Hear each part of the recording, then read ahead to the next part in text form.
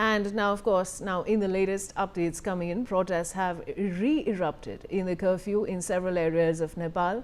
Protesters gathered at the Simara Chowk in Bara District at around 11 a.m. today, after which police used force to disperse them and authorities later imposed a curfew in 12 districts. I have my colleague Aditya Vadhavan joining me with more details. Aditya, what can you tell us? Absolutely, Vaishali. We see, little over 2 months after fierce Gen-Z protests resulted in a regime change in Nepal, India's eastern neighbor seems to be on the boil again. Tensions in Nepal's Bara District escalated on Thursday after authorities reimposed a daytime curfew following renewed confrontations between Gen-Z protesters and supporters of former Prime Minister KP Sharma Oli's Communist Party of Nepal, unified Marxist-Leninist.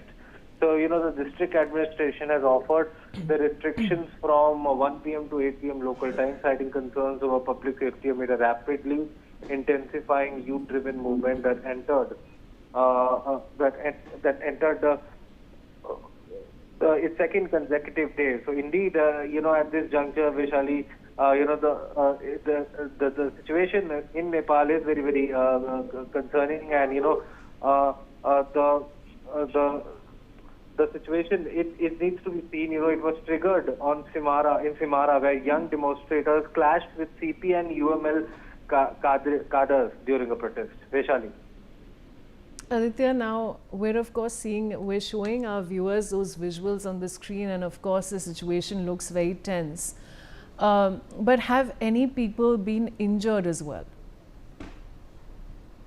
Vaishali, there have been certain people who've been injured because there have been these protests that have been going on.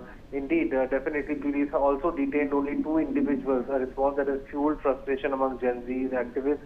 So, this movement symbolic of growing dissatisfaction with established political forces has expanded as they demand accountability, and indeed it needs to be seen how things unfold going forward in this scenario. Yes, Vaishali.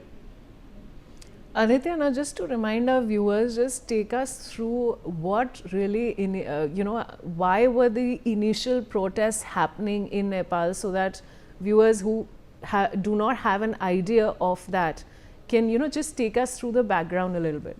Well, as far as the background is concerned, Vaishali, indeed, if you see, what has happened, that, when KP Sharma Oli government was restricted the social media usage among the Gen Zs in Nepal, they felt that this was definitely an authoritarian step that was taken by the KP Sharma Oli government way back in Nepal, and they felt that it is an infringement of freedom of speech and expression, and that is why Gen Zs came together and started protesting, which also led to the regime change in Nepal. So indeed, all these started because of the restrictive social media thing that was ordered by the KP Sharma Oli government, and this was the major background as to why Gen Z protesters expressed their anger against the former Prime Minister of Nepal, KP Sharma Oli. Vaishali.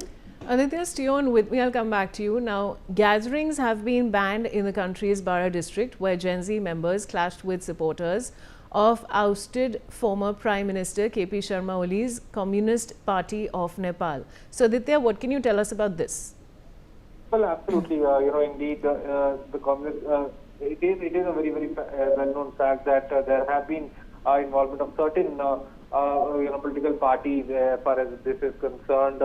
It is very definitely. If we see, the Human Rights Watch, a US-based advocacy group, has called on Nepal's interim government led by Prime Minister Sushila Karki to investigate the excessive use of force as well as arson and mob attacks on people and public properties during the September Gen Z protests. So the advocacy group also called on the current administration to investigate the role of those who may have ordered any unlawful acts.